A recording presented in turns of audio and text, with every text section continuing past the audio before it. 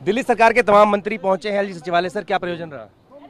नहीं, हम तो सिर्फ ये पूछने आए हैं कि जो सेक्रेटरी सर्विस की फाइल 2 दिन पहले भेजी सर्विसेज मिनिस्टर ने, तो एलजी साहब तो बाउंड है एड एंड एडवाइस से, तो ऐसे कैसे सरकार चलेगी? एक चुनी हुई सरकार को इस प्रकार से काम नहीं करने देना। मतलब चुनी हुई सरकार जो है वो कॉन्स्टिट्यूशन बेंच जजमेंट के बाद 5 जज की कॉन्स्टिट्यूशन बेंच के बाद जिन्होंने बिल्कुल स्पष्ट किया कि 3 रिजर्व सब्जेक्ट छोड़ के police, land and law and order को छोड़ के तमाम जो पावर्स हैं वो गवर्नमेंट की हैं। तो हम तो ये पूछने आए हैं कि भाई कहाँ पर क्या दिक्कत है अब। सर, अंदर से कह रहे हैं कि आपने अपॉइंटमेंट नहीं लिया है, मिलने का समय नहीं मांगा है। मतलब मतलब एक दिल्ली सरकार के जो अगर तमाम मंत्री अगर एलजी साहब से मिलना चाहते हैं तो उसके लिए कोई अपॉइंटमेट की जरूरत है? हम दिल्ली की 2 करोड़ जनता के लिए काम कर रहे हैं। हम कोई पर्सनल काम के लिए नहीं आए। इस प्रकार से अगर हर एक फाइल को एलजी साहब लेके बैठ जाएंगे तो हम कैसे काम करेंगे ऐसे? सर, अगर बुलाते नहीं अंदर तो क्या रहेगा सर आगे? हम तो यहीं बैठेंगे, फिर धरने पे बैठ सकते हैं। बिल्कुल यहीं बैठेंगे आराम से। पर फिर भी 11 तारीख से आज 19 तारीख हो गई, एक सर्विसेज सेक्रेटरी का ऑर्डर जो है अब तक पास नहीं हुआ। ऐसे सरकार कैसे चल पाएगी? पहली कड़ी है फिर बदल की। बिल्कुल बिल्कुल बिल्कुल बहुत जरूरी है, इसीलिए एलजी साहब से मिलने आए कह हैं। रहे मिलने का समय आपने नहीं मांगा था। क्यों एलजी साहब से क्या मिलना? अब तो एलजी साहब के पास कोई काम ही नहीं छोड़ा कोर्ट ने।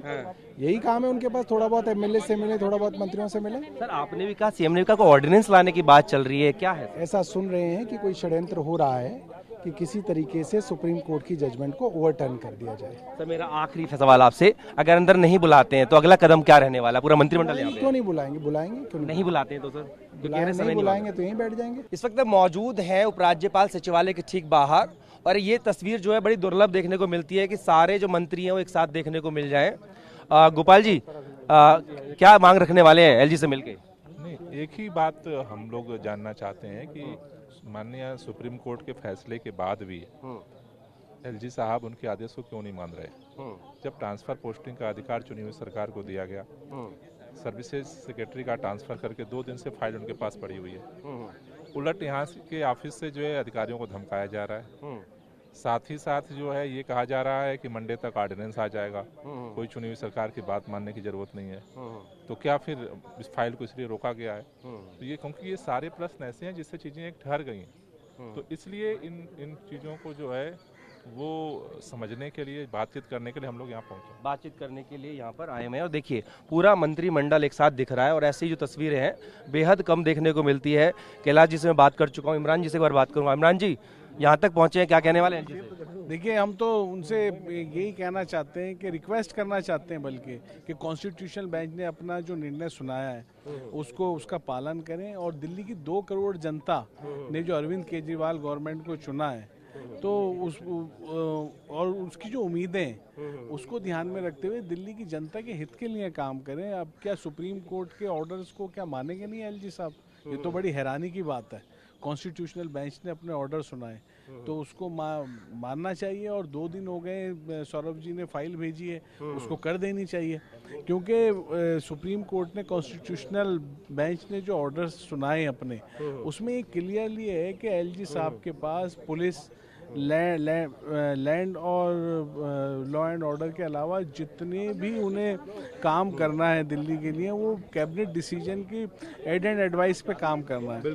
तो सर्विसेज भी उसी का हिस्सा है, और तो उन्हें चाहिए कि कोर्ट के ऑर्डर का सम्मान करें और उसको कर दें। बस इतनी सी रिक्वेस्ट करने आए। 2 दिन हो गए, क्योंकि ये तबादले का काम है। ये तो मतलब अगर अभी आप फाइल जाती है तुरंत आ जाती है। तो बस उनसे हम तो यही कहने आए कि इसे प्लीज कर दीजिए। मंत्री जी मिलने आए तो सही है, लेकिन बाहर क्यों खड़े हैं? अब कोशिश बाहर इसलिए खड़े हैं, आपसे बात कर रहे हैं। अब जाते हैं, देखते हैं कि एलजी साहब मिलते हैं नहीं मिलते, लेकिन मिलना चाहिए, उन्हें मिलना चाहिए। और यही वो बोल आप लेके आए बाजी।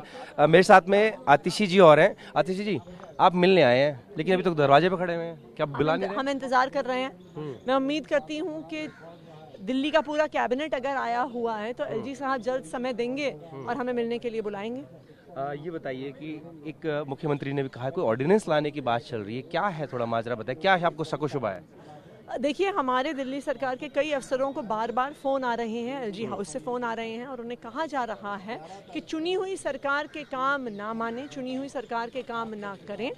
क्यों? क्योंकि केंद्र सरकार कॉन्स्टिट्यूशन बेंच की जजमेंट के खिलाफ एक ऑर्डिनेंस लाने वाली है। ऐसा ऑर्डिनेंस आएगा तो इससे बड़ी अवमानना सुप्रीम कोर्ट के आदेश की क्या हो सकती है, जब सुप्रीम कोर्ट ने स्पष्ट कर दिया है कि लैंड, लॉ एंड ऑर्डर और पुलिस के अलावा अगर कोई भी पावर और दी जाएगी तो वो कॉन्स्टिट्यूशन के स्ट्रक्चर का वायलेशन होगा, वो कॉन्स्टिट्यूशन के स्ट्रक्चर के खिलाफ होगा। आप ये कह रहे हैं कि जो अधिकारी है उनको यहाँ से निर्देशित किया जा रहा है। जो आशीष मोरे हैं वो ये कह रहे हैं कि उनको धमकाया गया। सौरभ जी पे आरोप लगा रहे हैं, मंत्री जी पे। देखिए, पूरी दिल्ली, पूरा देश सौरभ भारद्वाज जी को जानता है। वो जानते हैं कि सौरभ भारद्वाज जी कितने सौम्य भाषी हैं। लेकिन ये भी साफ है कि जिस अफसर को शो कॉज नोटिस दिया हुआ है, जिसको ट्रांसफर करने को कहा जा रहा है, वो ऐसी कंप्लेंट तभी करता है जिस दिन उसका ट्रांसफर ऑर्डर आता है। चलिए, मैं ये भी मान लूं उसने शिकायत कर दी, करिए आप उस कंप्लेंट पे इन्वेस्टिगेशन, लेकिन उसकी वजह से उसका ट्रांसफर क्यों रुकेगा, ये अधिकार एलजी साहब के पास नहीं है। अच्छा, ये बताइए, जो ऑर्डिनेंस की बात चल रही है, ये आपको डाउट है या कोई पुख्ता जानकारी है? क्योंकि अभी तक कई भविष्यवाणी आपकी सही निकली है। इसकी अफवाह अलग अलग अफसरों में फैली हुई है, इसलिए हमें बहुत शक है और हमें बहुत शौक है इस बात का कि सुप्रीम कोर्ट के कॉन्स्टिट्यूशन बेंच के ऑर्डर की अवहेलना की कोशिश की जा रही है। अब ये बताइए कि अंदर कह रहे हैं आपने समय नहीं मांगा था तो शायद ना मिलने को मिले, फिर अगला कदम क्या होने वाला है? नहीं, ये सारा कैबिनेट बाहर खड़ा है तो मैं उम्मीद करती हूँ एलजी साहब समय देंगे। इतने क्या व्यस्त हो गए एलजी साहब कि दिल्ली की पूरी चुनी हुई सरकार बाहर खड़ी हुई है और वो समय नहीं दे रहे हैं।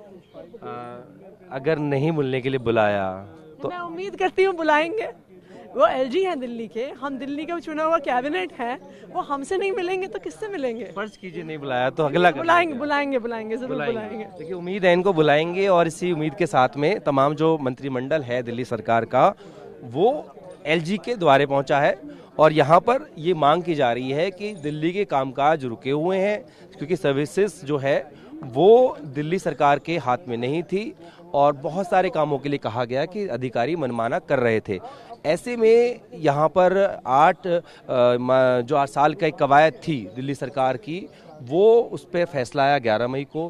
कोर्ट ने कहा कि सर्विस जो लॉ एंड ऑर्डर को लेकर के, पुलिस को लेकर के और पब्लिक ऑर्डर को लेकर के बाकी जितने भी विषय हैं उस पर जो है दिल्ली सरकार फैसला लेगी।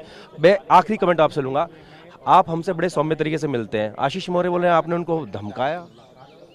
अब देखिए, ये ऐसा है जैसे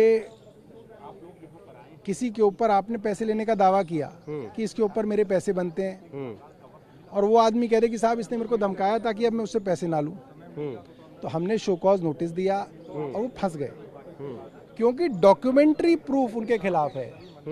मेरा ऑर्डर पाने के बाद वो सचिवालय से गायब हो गए, तो नोटिस भी दिया आपने? फोन स्विच ऑफ कर लिया। उनके घर जब नोटिस भेजा गया, घर के अंदर मौजूद थे, बीवी को कह दिया कि वो है नहीं, वो सबूत हमारे पास मौजूद हैं। उसके बाद फोन पे उनको संपर्क किया गया, उन्होंने फोन स्विच ऑफ कर दिया, वो सबूत हमारे पास मौजूद हैं। शो कॉज नोटिस हमने दिया, उसका जवाब उनके पास नहीं है। तो अब उनके ऊपर जो कार्रवाई है वो होगी, वो उनको मालूम है। और उनके साथ साथ किन्नी सिंह के ऊपर कार्रवाई होगी, उनके साथ साथ जो अपने राजशेखर जी हैं उनके ऊपर कार्रवाई होगी। इन सब के खिलाफ डॉक्यूमेंट्री एविडेंस अवेलेबल है। तो अब देखिए, इनके पास और कोई रास्ता ही नहीं है। ये चीफ सेक्रेटरी, राजशेखर, मोरे, किन्नी सिंह, ये सब लोग एक ग्रुप हैं। जो सेक्रेटेरिएट के लोग हैं वो जानते हैं कि एक ग्रुप है और एक ग्रुप की तरह काम करता है और इनके ऊपर जो आशीर्वाद है वो एलजी साहब का है। तो ये इस तरीके से चल रहे हैं, इसके अंदर कोई बड़ी बात नहीं। सर जी, इन्होंने तो ये आरोप लगाया कि हाँ आपने धमकाया। जो राजशेखर है उन्होंने तो ये कह दिया उनके रूम में जो फाइल थी कॉन्फ्रेंस वो खंगाली गई। दिल्ली पुलिस के सेंट्रल डीसीपी हैं उन तक को शिकायत दे दी गई, यानी कि उनसे कहा कि मुकदमा दर्ज किया जाए।